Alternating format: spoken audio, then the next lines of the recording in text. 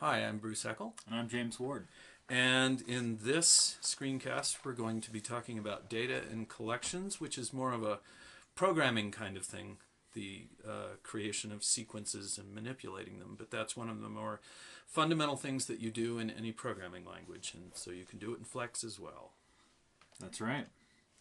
So let's get started. Let's create a new Flex project here in Flex Builder.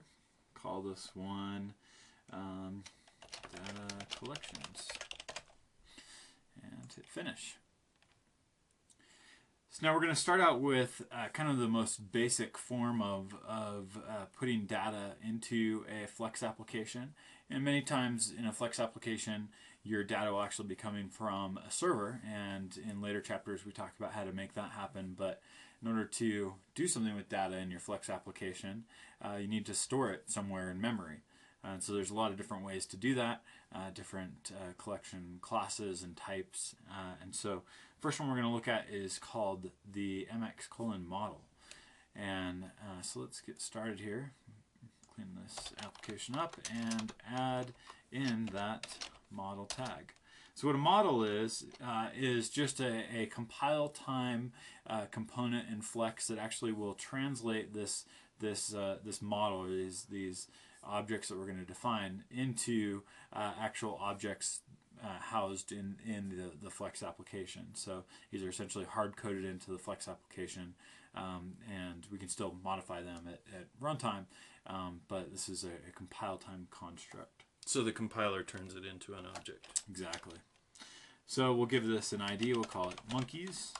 And now inside of our model, what we're going to say is we're going to put a root tag. So the way that we're going to actually define our model is through XML. And then this will get turned into objects. So let's begin to specify our models. We always need a single root tag inside of our model. And then we're going to add in our monkeys. And you'll see that these tags that I'm adding, there's nothing special about them. There are no keywords for root or monkey. So this is just arbitrary objects. So I'll set the label on this one to Hank. That's our Hank monkey. And then I'm actually just going to copy and paste this a few times and change Hank to... So basically everything inside of root is just standard XML then. Yep, exactly. Yep, yeah. So this whole block is standard XML. And so what's actually going to happen in the mx::model is it's actually going to translate what I'm putting in here into objects. And we'll be able to reference those objects through the names that are specified here. And this will compile as it is, but we can't see anything from it. Yep, so let's give that a try. Let's save it. Compiles, and no errors. So yep, it compiled, but there's nothing visual yet in this application. So let's now go a step further and actually do something visual here. So very simple. Let's just add a button in. So just a button. And then let's add in here a click event handler. So when we click the button, we're going to call mx::controls.alert.show. And what we're going to show is our array that is inside of our model. So in order to do that, let's do monkeys. So monkeys refers to our model.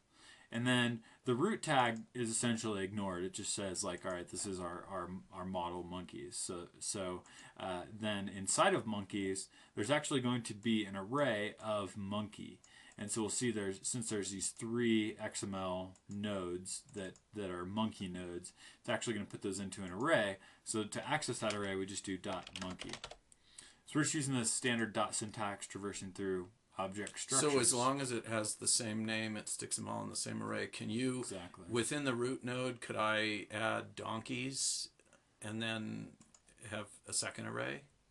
Yeah, so at that point it would create if there's only one of them, it's going to be an object. If there's more than one, it's going to be an array. So that's kind of tricky thing it does to figure out what's an object and what's a single object and what's an array of objects. It decides is there more than one, then it's array. Okay, so let's save this and give this one a try. So let's run it. And so when we click this button, which doesn't have a label on it at this point, what we should see is, there we go. We get our essentially array toString, and what it's saying is that we have 3 objects. You can see that by the commas there, and those objects haven't implemented a toString method, so it's just telling us that the type is object essentially. So those are our 3 monkeys, and that's great. If we wanted to actually get to one of those monkeys, we could do the typical array style accessor there, and now when we click that, now we see there's the first one. If we wanted to get to the label property on that object, we could do .label, and then when we click that, we get Hank.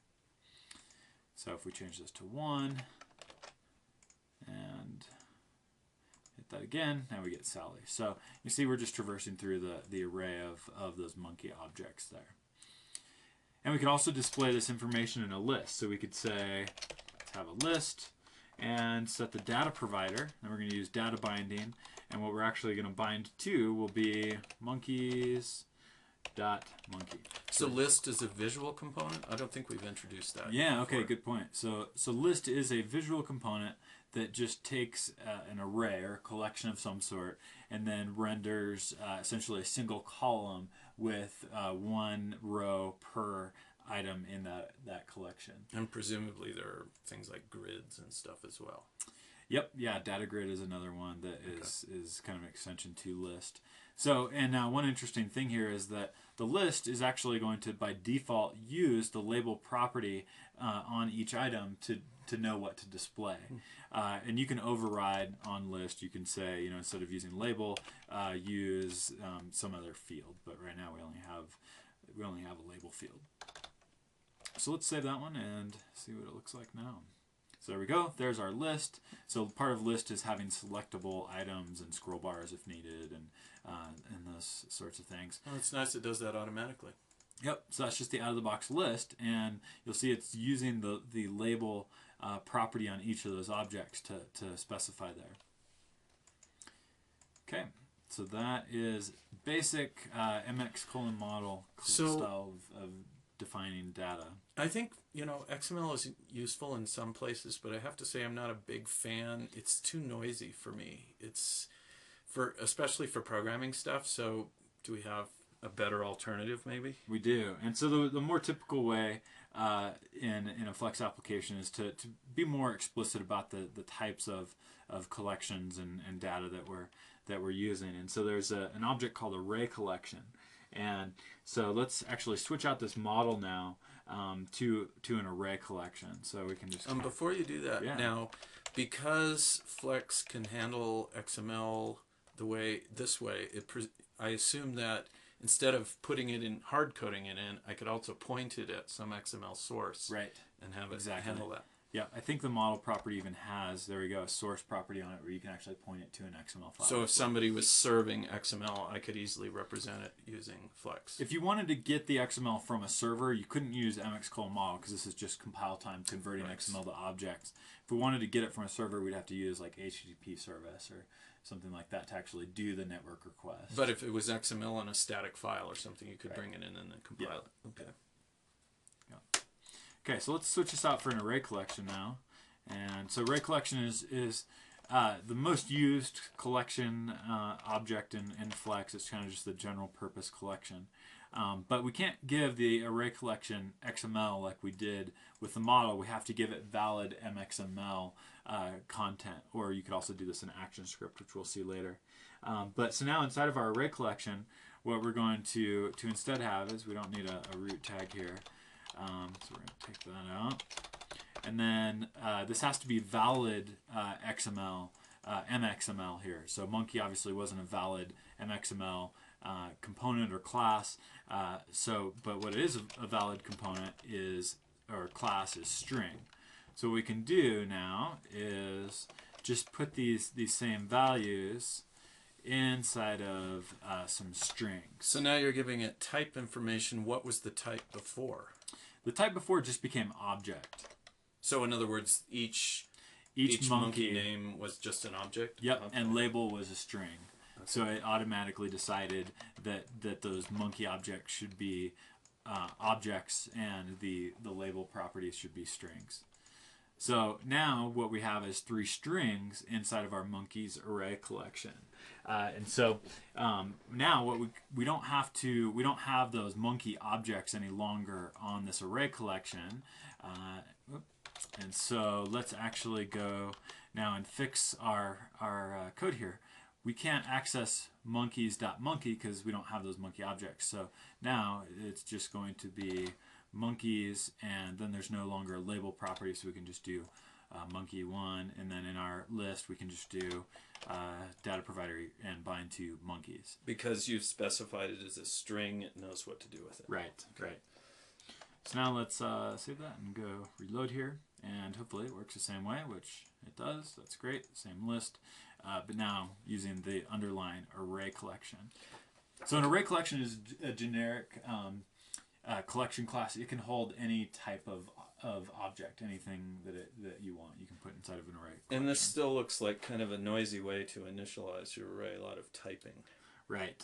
And so we're still using MXML here to define these objects. So we're using the declarative kind of method of definition, object definition. But if we wanted to do script instead, so let's say we want to switch this out to the ActionScript version. Now, is this what you just had there? Is that compiling it statically, or is it doing it dynamically? It is doing it at compile time. It is translating these objects into actual instances of objects. It's just not having to parse XML like it was doing with the model tag. It still is parsing XML to determine what code should be generated for the SWF file, but not parsing XML to determine the data structures. Okay. So now let's change out this array collection for a script block. And so now inside of our script block, we're going to instantiate our array collection. So, and we're also going to make, actually we'll do that in a second. So let's create our array collection, private variable monkeys, and the type is array collection.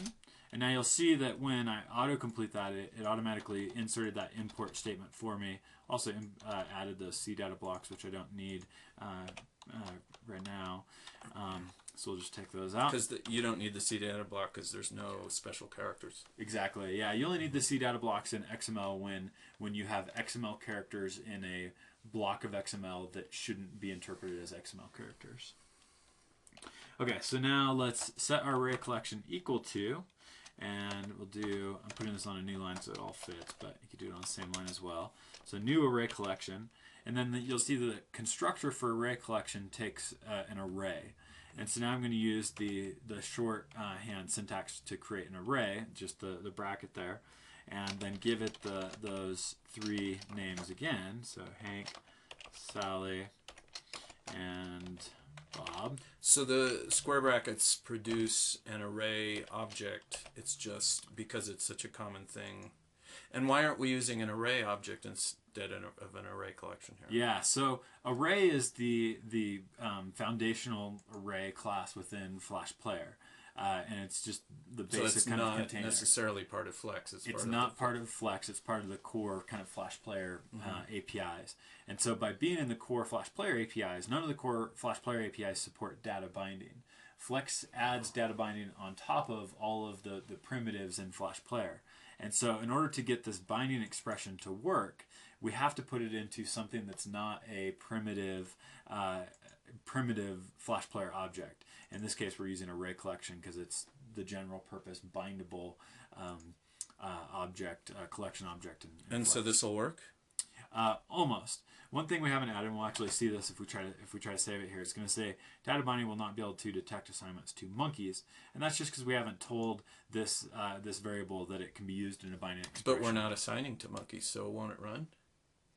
Let's give it a try. Yeah. So as long as monkeys doesn't change, so it does work. The reason for that is that the data binding is going to do an initial read of this variable, and because when we do this assignment in the script block, not in a function or some event, this is actually happening in the static initializer for this class. And so then when this list goes to create itself, which has happened after this assignment, it knows that it needs to try to bind to monkeys, but not all of the events are going to be happening on array collection because we haven't set up binding on it. And they're not happening normally because that would be too expensive for everything? Okay. Yeah. So in Flex we have to explicitly say that this object is bindable. And what that does then is that sets up the compiler, all the compiler events and notifications, so that then when that array collection changes, it will notify the list. It'll notify the list, and the list will show change. the updates. Yep, okay. Exactly. So now if we go look at this one, should still work the same way. But what you're not seeing is that then if we had a button or something that changed one of these properties or added a new one, then without the data binding, the list wouldn't update. We'd have to manually update it. With the data binding, the list will automatically update. So yeah, so this is a different way in ActionScript to create that array collection. Before we did it declaratively in MXML. It's essentially doing the same thing, just doing it in ActionScript. Okay, so we can also not just put basic string properties inside of an array collection. We can actually put objects inside of an array collection. So to do that, I'm going to do this. Let's start with doing it in ActionScript. So let's say I want, instead of just these strings in here, I want objects. I can use this short style syntax to do object instantiation. So what I'm going to say is that there's a property on this object called name, and its value is Hank. And then there's another property on this object, age, and it's 14. And then, so this is the short syntax to create an object. Now why is this a colon, not an equal? Well, thank you. That's supposed to be a colon as well. And so now let's do that for the rest of these as well. So we'll do name is Sally and age is 21. Now this is interesting because it looks very much like the way you would create objects. You can create objects like this in Python because curly braces represent dictionaries, and dictionaries, objects are basically based on dictionaries. They're just name value pairs of things. Right. Yep. So yeah, it's I assume it's the similar. same sort of model. It was probably taken from Python. Yep. Okay, so let's save that, and now when we go look at our list, we should see object. So again, our list doesn't know what property to use.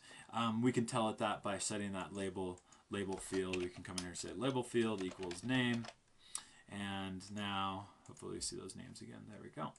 And now, how would you show the ages using the list? We could switch this list out for a data grid.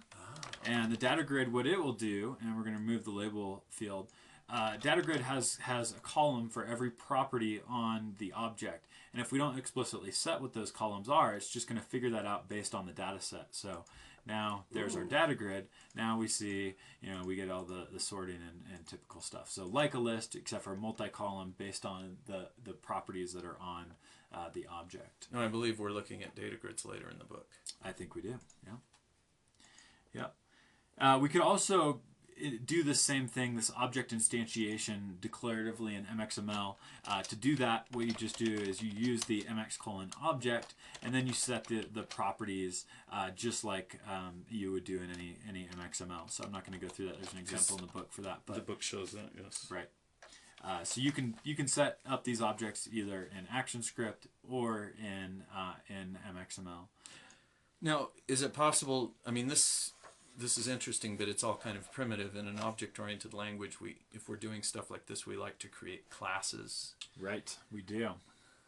So let's do that. Let's actually, from the last chapter, we learned about creating custom classes and components.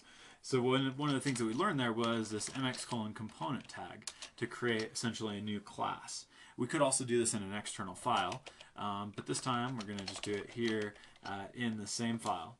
So what we're going to do is create a new class called monkey. And so what our monkey is it's an object. So the root tag again defines the class that our new monkey class is going to extend. So we're extending object, and then we're going to add a couple properties here. First one is going to be a string. So this monkey class has a string on it. The ID of that string is name. And then we have a number. And we could do this in MXML or ActionScript. I'm just using the declarative MXML here to define what my monkey class looks like. So I have a monkey class, extends object, has two properties on that object, name, which is a string, and age, which is a number. That looks more like object-oriented programming. So Yep. now we have a real class to describe this thing. Exactly. And so now let's go back to our declarative syntax for the array collection. And what we're going to do is create an array collection, give it the ID of monkeys again. And now inside of our array collection, we're going to actually create a couple monkeys. So I'm going to create an instance of monkey, set the name to Hank, set the age to 14, and we could also do this in ActionScript just like we saw before. But now let's put in a few monkeys here. Both, you mean both the definition of the class and the definition of the objects? Yes. Okay. Yes. And Bob. So now let's save that, and we can't resolve monkey, and from the last chapter we will know that that is because we haven't given it the namespace to know what to do with this thing. And so what we have to do is tell it the namespace, the no namespace refers to classes in the default package, and now it knows what a monkey is. So let's refresh this and see if it works. There we go. You'll see there's an additional property here called outer document. So anytime you use the mx:component tag, it adds in an additional property called outer document. And we'll see in the item renderers chapter why we need that outer document reference, but in this case it's not used. If we would have defined this object in an ActionScript class, that wouldn't exist. Okay, so I'm still curious about this XML that we kind of waved our hands over before. What if you wanted to create some XML and then bring it in to your application dynamically rather than statically? Right. Right. So if we had some XML file somewhere on our server, and you're saying on our server or on the file system? Well, or? I think anywhere. I mean, like, you know, there's you could make up some XML and jam it in there as, and it could be. I mean, we could sort of pretend it was on the server, but if it's doing it dynamically, it doesn't seem like it would matter, right? Right. Yeah, and so there's different ways to fetch XML data into an application at runtime rather than doing it at compile time, which is what we're doing with all these examples. And so to do it at runtime, we could read it off the file system if we're in an Air application. We could read it off of the network using a networking library like HTTP service. But there's two ways that we can actually read that XML data into memory. We can read it in the kind of default way where we convert the XML to objects, and that's very similar to what we saw with the mx:model tag. It was converting the XML into objects. But Flex also has the ability to essentially keep XML as XML data structures and then allow you to do some querying on the XML. So rather than converting the XML into their kind of corresponding object types, we can instead use native XML support. And so you as a developer can choose which method you want to go with, if you want to go with converting to objects or if you want to go with XML. What the XML structures in Flex use is something called E4X. So there's a ECMAScript for XML standard out there for doing this type of XML manipulation and querying of these XML data structures. And so when you say E4X, that's the number 4, not the word 4. Right. Okay. Yep. So let's actually add some native XML now. So to do that, I use the mx:XML tag. I give it an ID, and I call it list.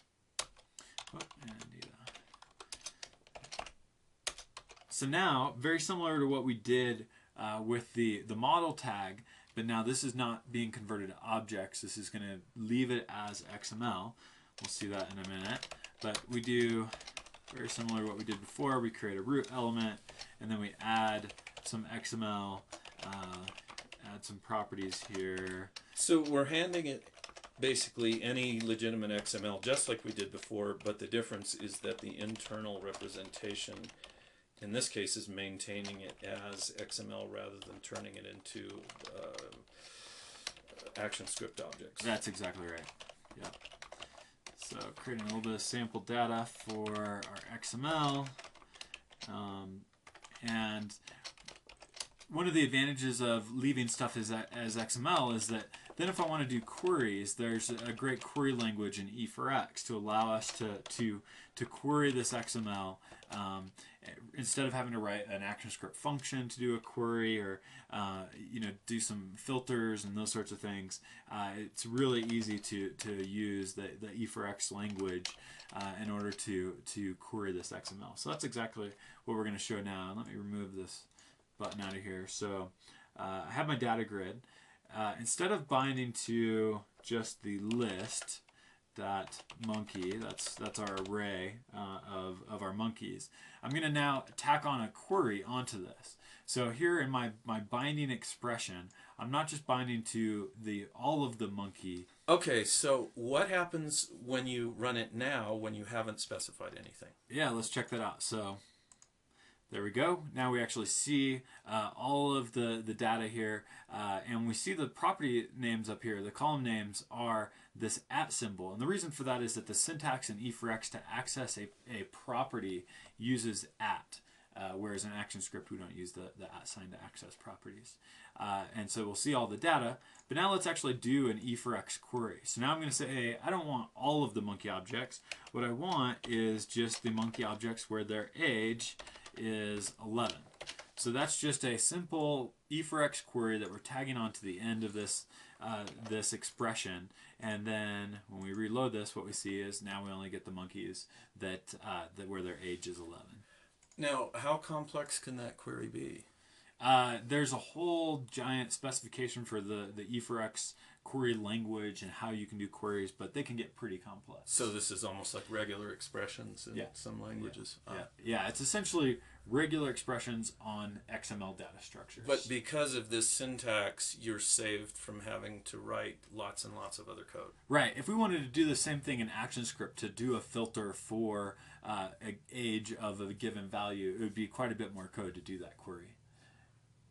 And may not be as performant depending on the size of the data set. If you have to, loop through, a ton of records and do all these comparisons and those sorts of things, whereas XML is pretty good at doing these kinds of simple queries. Okay, so we could also we could do this. Can we do this in a more dynamic way where we're adding monkeys and removing them? Yeah, so whether or not we're using the array collection objects, the array objects, the XML objects, the model objects, it's all essentially data structures that we can add and remove items from. And so now let's actually go back to essentially what we had before, where we were using an array collection instead, since that's the pretty typical data structure that we use in Flex. So let's add our array collection then, and we're going to get back to where we were before a little bit, where the ID on our array collection is monkeys. And now we need to actually specify these as objects. So let's go change this to mx:object and change the label to name. And then we'll just copy and paste this. So I'm just putting this back into the standard object structure, ActionScript object structure defined declaratively with mxml. So now in our data grid, let's switch back to binding to the monkeys array collection. Let's go verify that this works. There we go. That's great. Okay, so now let's do some simple kind of manipulations on this array collection. And this will basically be a proof that the binding is working? Yes, this will show us that data binding is working because by default, we didn't explain this before, anything you define declaratively in mxml is automatically bindable, Whereas when we defined this in ActionScript, we had to explicitly tell it to be bindable. But in MXML, everything is automatically bindable and public even. Right. So the ActionScript is more conservative because bindability adds extra functions that you may or may not want. Right. Yeah. Whereas presumably if you're doing it in MXML, you want all that stuff to be there. Yep. Okay, so the first thing we're going to do in this to manipulate this data set is I'm going to add a button. Label will be add monkey. And then let's add a click event handler to this button. So what we're going to say is when we click on this, we're going to do monkeys. So we're going to reference that array collection and say add item. So there's an add item method here on that monkeys array collection. And what we're going to add is we're going to use the short style syntax for creating an object. So remember, this is not data binding in this case because we're in an ActionScript block of code. Any event handler is an ActionScript block of code.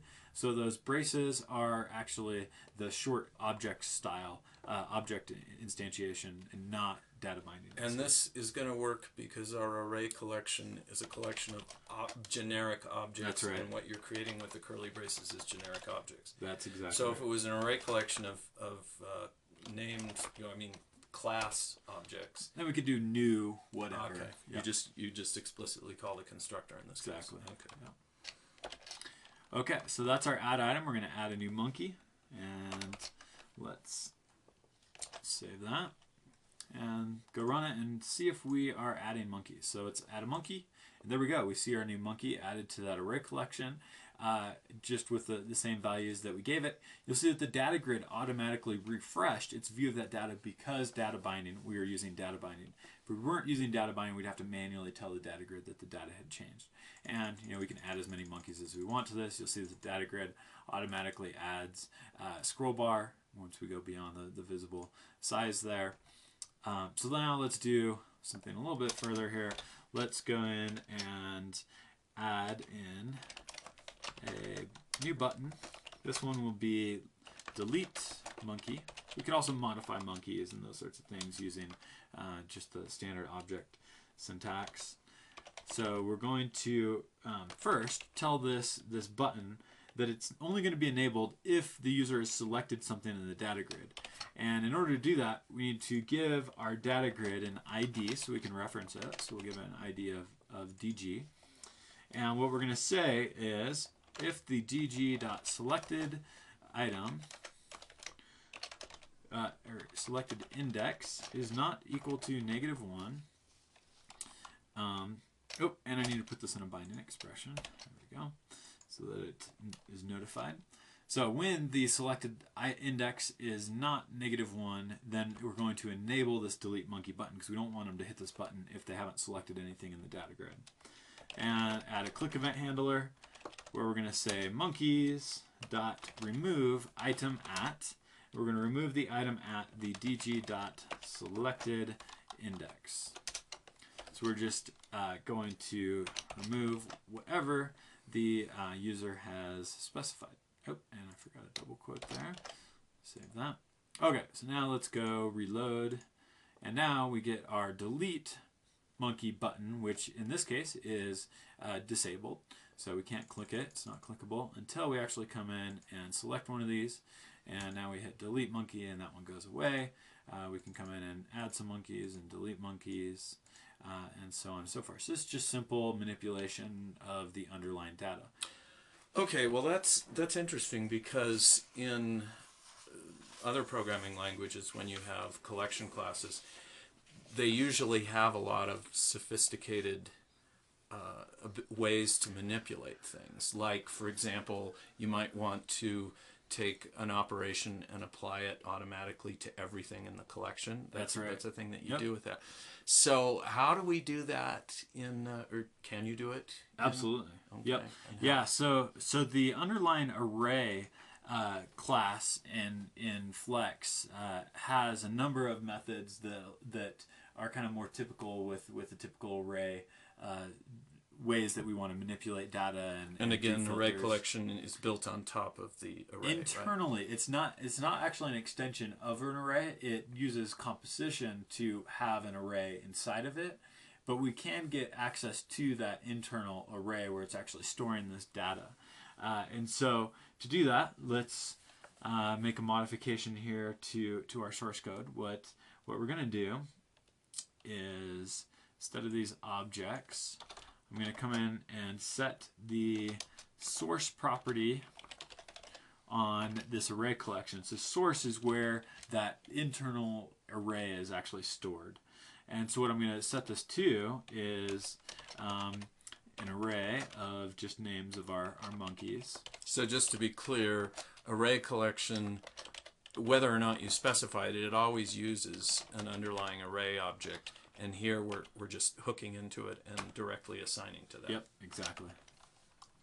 Okay, so now let's go back to, from the data grid, let's go to more simple control, just the list, and we'll leave the data provider there.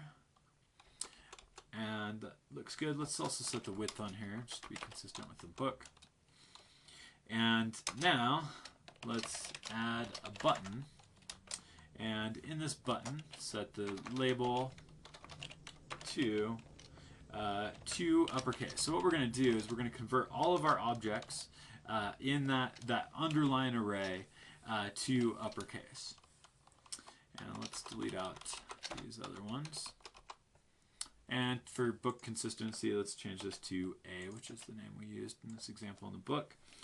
So now what we're going to do is manipulate the underline array. So we can't, there's a method on array called for each, which will give us a really simple way to do some operation on all of the objects in the array. That for each method does not exist on array collection. So that's why we're going to actually do this on the underline source property. So to do that, let's set a click event handler here. And you're using this because we've got multi-lines rather than just a short thing, right? Right. Okay. Yeah, so let's, in our click event handler, what we're going to do is say a.source, so the underline array there, for each. And now for each takes a function, callback, that it's actually going to call for each object in the array. So now let's set up a function. We're going to do a closure here. Can I call it a closure? Well, it's certainly an anonymous function. We're defining the function in line. We're not giving it a name. You get closure behavior, and I think because this is reaching out into the environment, then it is. Yes, we are defining it. We are using the closure property. Closure simply means that it knows the context in which it is defined, and so you're able to say, for example, well, this one we called our let's call this B instead. That'll make more sense. We can get access, so it actually overrides this in this function to point to the external this, which context is, I think, what the closure means. So we could actually do this.a, but we do in this function get passed in the array, so we don't need to use that. So let's do bi, so we're going to access the ith item of that array, and then we're going to do e. It doesn't know. We use the star here to say this can be any type. Right. So e as a string. So you're casting the any type to a string. And then we're going to convert it to uppercase. Now, why aren't we just defining e as a string? Here, this signature for this function has to match this exact signature. Oh, so what you're saying is for each requires a particular signature, and E must be any type. Yep, exactly. Okay, and then all that we need to do, so that will run our for each and call this line of code for each item in our underline array. I see, and the function that for each is taking says.